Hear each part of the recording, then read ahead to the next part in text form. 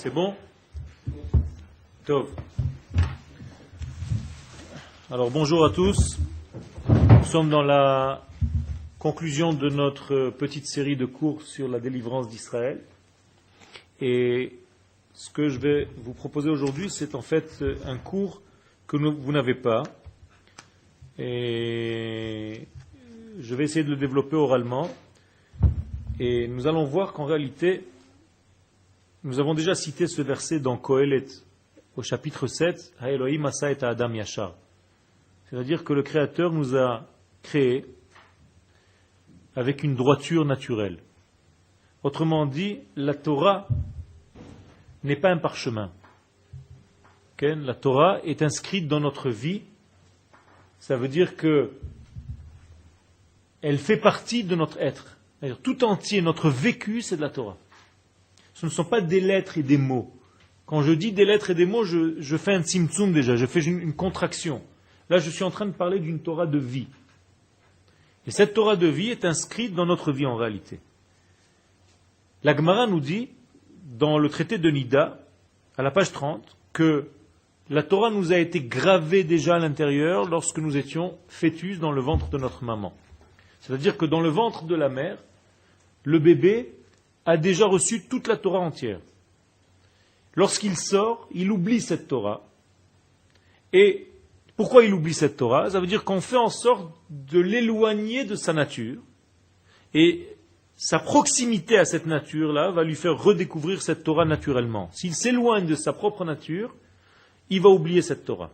À tel point que, si nous oublions par exemple un texte de Torah, si nous ne comprenons pas un texte de Torah, ça veut dire que nous sommes un petit peu plus éloignés de notre être. Donc comment je peux régler ça? Je fais tchouva. Si je fais tchouva, je comprends la Gemara que je n'ai pas compris hier. Tout simplement. Pourquoi? Parce que je reviens à ma nature. Et donc c'est une des facultés qu'a l'homme d'Israël pour réintégrer son être, et donc pour comprendre les choses, pour vivre les choses pleinement.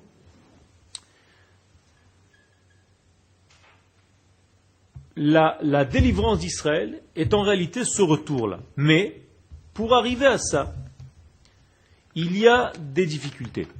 Ça ne passe pas d'une manière facile. On ne doit pas rater cette délivrance. On doit essayer de la vivre pleinement. Et dans le terme hébraïque, rater quelque chose, c'est pas seulement le'achti, c'est aussi le'achmitz. Le'achmitz, qui veut dire ou rendre chametz, ou en réalité rater quelque chose. Je veux dire par là que, par exemple, si le temps nécessaire pour fabriquer une matzah est de 18 minutes, c'est-à-dire qu'en réalité c'est dans les limites de la vie, 18 c'est chai, quand tu dépasses 18 minutes, tu as dépassé déjà le troum, le cadre de la vie, donc tu vas vers l'inverse. Et là, il ne s'agit pas de rater cette délivrance. Alors, ce que je vais vous dire maintenant est tiré du chapitre 40 dans Isaïe. Isaïe nous traite avec un terme très très bizarre. Il nous dit la chose suivante. Al tir'i tola'at Yaakov. N'aie pas peur, toi, le ver de terre, qui s'appelle Yaakov. Mettez Israël, vous les morts d'Israël. Ani azartir, car moi, Akadosh Baruch Hu, je t'aide. Neum Hashem, je le jure par mon nom. Vegoalech kedosh Israël. Et je te jure que je te délivrerai. C'est pas très beau de nous traiter de vers. C'est un petit peu rabaissant. Seulement nous savons que le vers duquel il s'agit ici dans cette prophétie de Ishaïa est en réalité un vers à soi. Autrement dit, c'est un vers qui va, en se développant, devenir un papillon. Et donc les Chachamim nous disent que la délivrance d'Israël, d'après ce texte du prophète Isaïe, ressemble à la fabrication d'un papillon, tout simplement. Et ça, c'est très très bizarre. Pourquoi? Parce que le papillon, avant de devenir un papillon, il passe par des étapes très difficiles, très complexes. Et c'est exactement la délivrance du peuple d'Israël qui a été définie comme étant ce ver à soie qui va devenir un papillon. De la mort, il va passer à la vie. Et le prophète trouve la nécessité de nous rassurer. Al-tir'i tolat Yaakov, n'ayez pas peur, parce qu'il y a de quoi. Il y a de quoi. Et on va voir tout de suite pourquoi. D'abord, il faut savoir qu'il y a 4 étapes pour devenir d'un ver à soie papillon. Okay? En réalité, ce n'est pas du ver à soie, bien avant. Car avant, il y a un œuf. Okay? De cet œuf-là, il va y avoir une éclosion, et il va sortir ce ver à soie. Et dans ce ver à soie, il y aura quelques processus de développement pour devenir en fin de compte ce papillon. Celui qui attend, lorsqu'il voit cet œuf, que l'œuf va éclore et que sorte un papillon qui va voler, qui va être magnifique avec toutes ses couleurs, il est très vite déçu. On lui dit, ça c'est un œuf de papillon. Et le type il attend, et il y a l'œuf qui s'ouvre, et il voit un truc tout gluant. Mais c'est quoi ce truc-là? Un ver à soie qui ne ressemble à rien du tout, qui est vraiment dégoûtant, loin du papillon qu'on pouvait imaginer, qui commence à ramper. La déception est très grande. Non seulement elle est grande parce que la vision n'est pas très belle, mais en plus de ça, le papillon qui n'est pas un nuisant, à l'inverse, ce ver à soie, il mange tout ce qui passe par la bouche, tout. C'est-à-dire que là où tu le poses, il massacre et les champs et les vêtements et n'importe quoi, où tu le poses, il mange. Sans arrêt. Il n'a pas d'interruption, il n'a pas d'arrêt dans sa consommation, il mange sans arrêt. Je résume. On attend un papillon, on a un ver à soie qui mange toute la journée. Je traduis. La délivrance d'Israël, c'est exactement pareil. Il y avait un œuf, et on nous a dit, ça y est, le Mashiach est là. On a créé l'État d'Israël. L'œuf s'ouvre, et qu'est-ce qui sort? Une société qui ne pense qu'à manger. Il est où le papillon? Elle est où cette Géoula d'Israël? C'est ça le peuple dont tu me parles? Mais c'est un ver à soie. Il est tout gluant. Il ne pense qu'à lui. C'est un destructeur. Là où il met la main, c'est une panique. C'est l'inverse d'un papillon. Moi, je suis désolé, mais ce n'est pas la Géoula. Et il y a beaucoup de gens qui quittent, qui ne peuvent pas voir dans ce processus-là la délivrance du peuple d'Israël. Vous savez combien il grandit à partir de l'œuf qui devient donc ce ver à soie pour devenir papillon? Quelle est la multiplication? Par combien il se multiplie en grandeur? Vous savez combien? 13 000. Imaginez-vous. Ça veut dire que le papillon final est 13 000 fois plus grand que le départ, que ce qu'il y avait au départ. Incroyable. Mais celui qui passe les 13 000 étapes, il se dit, mais rien qu'il mange, il mange. Vers où on va? Et qu'est-ce qu'il va développer pendant qu'il est ver à soie? Des processus, des procédés de protection. Il se défend. Il a peur de tous les ennemis qui l'attaquent. Ça vous rappelle quelque chose? Le peuple sur sa terre. Il développe une armée, et tous les religieux, entre guillemets, qui attendent le Messie, ils se disent, mais c'est quoi ce peuple? C'est ça le peuple de la délivrance? Il ne pense qu'à une seule chose, à se protéger, à développer des systèmes de défense et d'attaque. Comme le ver à soie, pour se protéger. Ça, c'est la délivrance d'Israël. Non seulement ça, il développe des systèmes de camouflage pour ne pas se faire manger par les ennemis qui sont autour, car c'est un ver à soie, il est encore fragile. Nous aussi, c'est la même chose. On développe des systèmes de camouflage. On va faire des frontières, on va peindre des tanks, on va faire des tentes, on va faire des sorties de militaires avec des branches et des machins, ce que tu veux, pour essayer de se protéger parce qu'on est très faible. Le ver à soie a un cerveau. Il a aussi un cœur. Physiquement, okay? C'est-à-dire, scientifiquement, tu peux le voir.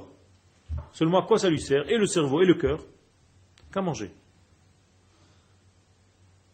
Traduction, la même chose. Ce peuple a un cerveau. Il a aussi un cœur. Mais on ne voit pas du tout à quoi ça lui sert. Il n'y a ni Torah, ni rien du tout. Il ne pense qu'à la consommation. Il ne pense qu'à ouvrir des canyons et des supermarchés et des machins. Mais qu'est-ce que je fais avec un peuple comme ça? Ça, c'est le peuple de la Géoula. Moi, j'attends, Moraï Verabotaï, j'attends le papillon. Il est où ce papillon-là? J'attends le Mashiach. Donc il y a une grande crise.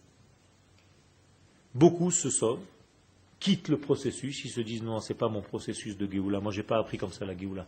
Pour moi la Géoula c'est Torah, c'est la lumière divine, c'est des systèmes qui vont vers le sens de la Torah. Pour l'instant vous n'avez développé qu'un pays avec des protections et des camouflages et des systèmes d'attaque et des systèmes de défense, mais c'est quoi ça?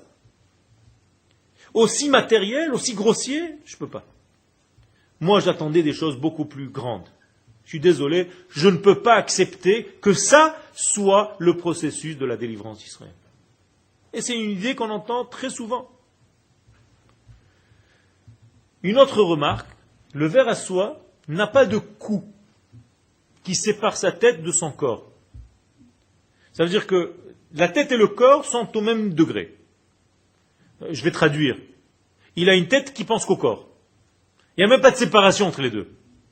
Alors, tout son cerveau travaille uniquement pour son ventre. C'est ça que ça veut dire. Traduction dans la société, c'est un peuple qui ne pense qu'à la consommation, qu'à remplir son ventre. Il ne pense pas du tout à l'élévation, ni à la Torah, ni à toutes ces valeurs spirituelles. Donc il n'y a aucun idéal. L'essentiel, c'est de rester en vie et de pouvoir profiter du jour d'aujourd'hui. C'est tout. Al tebalbel yetarosh, ne m'embrouillez pas la tête, laissez-moi vivre tranquille. Et c'est là où apparaît le prophète. Pour tous ceux qui sont en train de se sauver. Parce qu'ils ne veulent pas participer à cette délivrance-là. Et donc ils disent, moi c'est pas pour moi la Géoula, cette Géoula ce n'est pas une Géoula. Vient le prophète et dit, Al tir'i tolat Yaakov, n'aie pas peur. Toi, le ver à soie qui s'appelle Yaakov, même si tu es encore au degré qui s'appelle Yaakov, au degré petit. Pourquoi? Parce que tu es un papillon. Tu ne le vois pas pour l'instant. C'est vrai. D'ailleurs, scientifiquement parlant, quand on a essayé de réduire le temps de cette larve, car c'est une larve, pour essayer d'arriver au papillon tout de suite, il y a eu des essais, on a obtenu des papillons monstres. Ça veut dire qu'ils sont en réalité, si c'était des hommes, ça aurait été des malades mentaux. Autrement dit, la nature a été cassée, détériorée. Conclusion, on est obligé de laisser le rythme nécessaire, qui est très lent, pour le développement de ce papillon-là. Donc un processus naturel qui va nous donner un beau papillon à la fin. Et là, c'est une notion que le Rav Kook développe très souvent. C'est que le Kodesh, le saint, n'a pas à venir déranger le profane. Il faut laisser le temps du profane de développer son profane. C'est ce qu'on a dit tout à l'heure au niveau de l'enfant. C'est-à-dire que lorsqu'un enfant grandit, laisse-le développer son côté enfant. Ne le rend pas adulte tout de suite.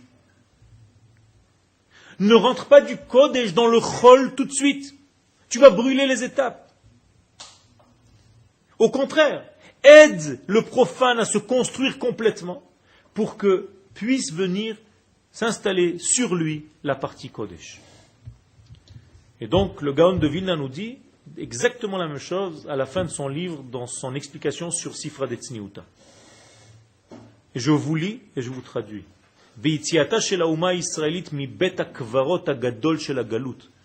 Lorsque l'assemblée d'Israël est sortie du grand cimetière de l'exil, quand ça dit le Rav Ken, le Gaon de Vilna, la chouv le tria be'eretz chaya, pour revenir à la vie dans le pays de sa vie. Autrement dit, comme Yecheskel, le Gaon de Vilna va traiter l'exil de grand cimetière. Et la terre d'Israël de retour à la vie.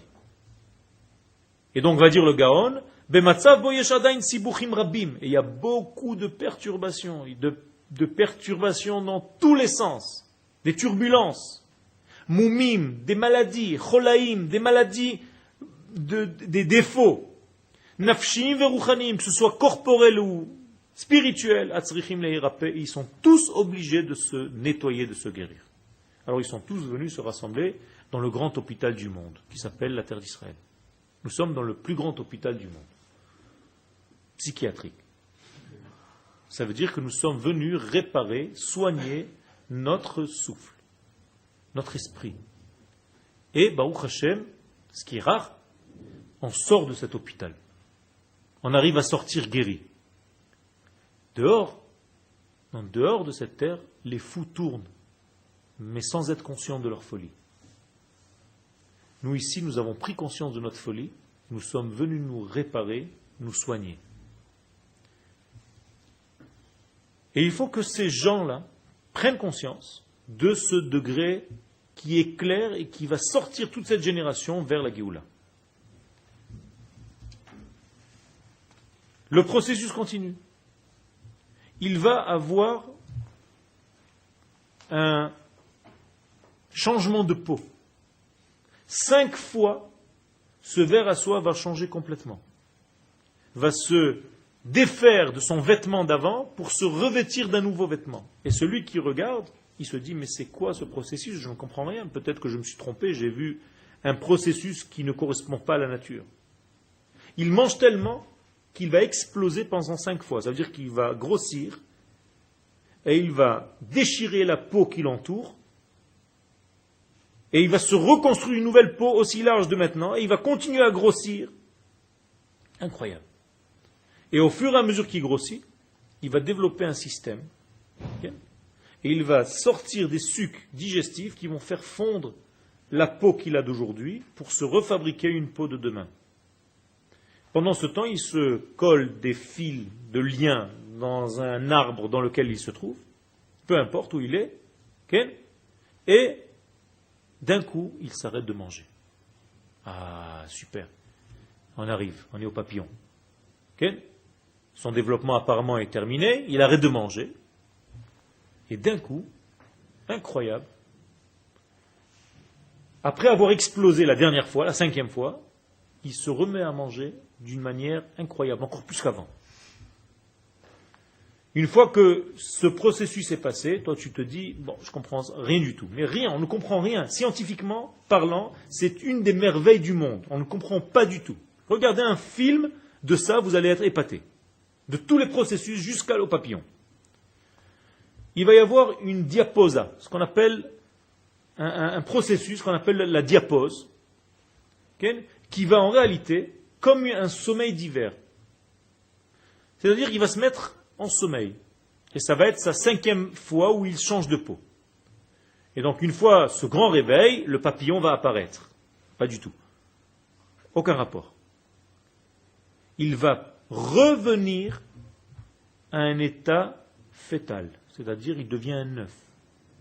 Incroyable. Il était déjà ver à soie. Larve. Il commence à jeûner et il devient de plus en plus petit.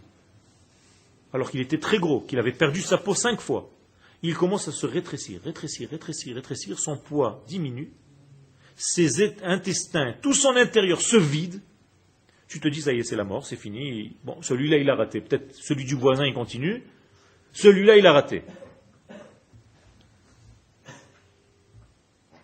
Vous avez compris le parallèle.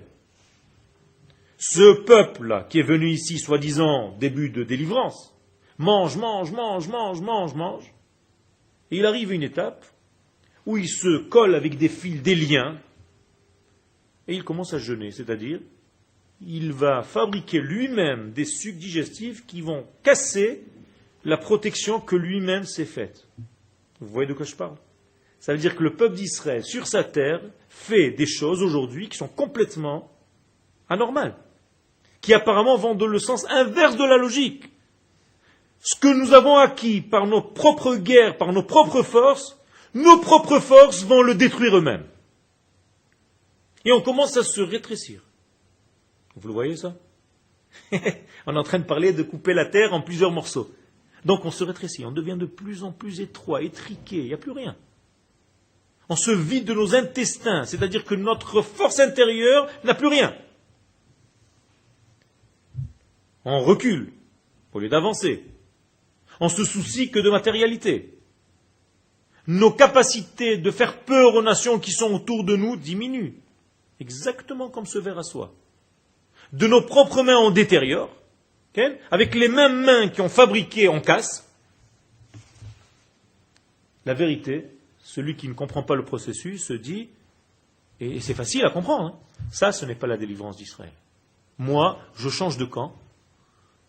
Je vais vers une délivrance qui est beaucoup plus spirituelle, classique, de base. Arrête de me raconter des histoires. Pour l'instant, je ne vois rien.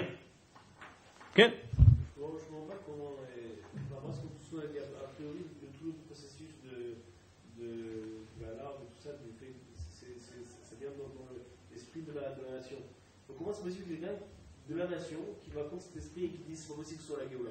A priori, il doit aussi être dans ce mouvement. Pas du tout. Parce que si la Géoula que tu as apprise, si la Géoula qu'on t'a enseignée, c'est une Géoula qui est une Géoula propre, remplie de Torah directement, c'est-à-dire on te propose le papillon fait déjà dans une boîte, tout le processus qui vient avant pour toi, c'est quoi? Ça n'existe pas, c'est pas du tout. Il en fait partie. Il le vit, justement, donc il dit, ça c'est pas la Géoula. Pour moi, la Géoula, c'est quoi? C'est la finalité, donc c'est le papillon. Tout ce qui est avant, ça ne m'intéresse pas, c'est du chol. Ce n'est pas Géoula. C'est pas du Kodesh. Il se retire. Il ne vit pas dans ce processus. Il ne veut pas participer à tout ce processus, il se retire. Lui, c'est un papillon fini. Je n'ai rien à faire. J'attends que Dieu fasse les choses, pour moi, il n'y a rien à faire. Okay? C'est un problème. Okay. Dans le sens de la larve, on pourrait aussi dire qu'on attend aussi comme ça la fin du processus. C'est nachon. Mais le problème, c'est que lui, il n'attend pas la fin du processus. Il mange, il grossit, il change de peau, il fait un travail. Il y a un travail à l'intérieur de cette larve-là. Ce que je suis en train de vous dire maintenant, c'est avec quels yeux nous voyons la Géoula d'Israël. Si je vois la Géoula d'Israël comme quelque chose de fini, comme un produit fini, je suis en train de me casser la figure parce que je vais tomber dans une dépression, dans une déprime. Alors, je pense que si vous voulez poser une question, c'est qu'aujourd'hui, il n'y a pas de raison de lutter contre le mouvement. Pourquoi? Parce que c'est normal, c'est la nature. C'est comme ça si on raconte aussi le développement de la larve, ça va devenir un monstre. Donc il vaut mieux attendre. Tu ne peux pas. Encore une fois, si tu ne fais pas le travail de la nature naturellement et tu ne sais pas voir les choses.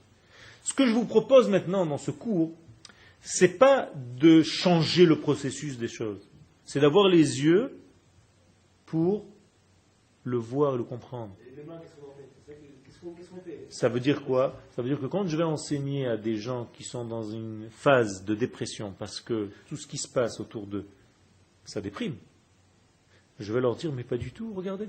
Ça fait partie du processus. Vous êtes des larves.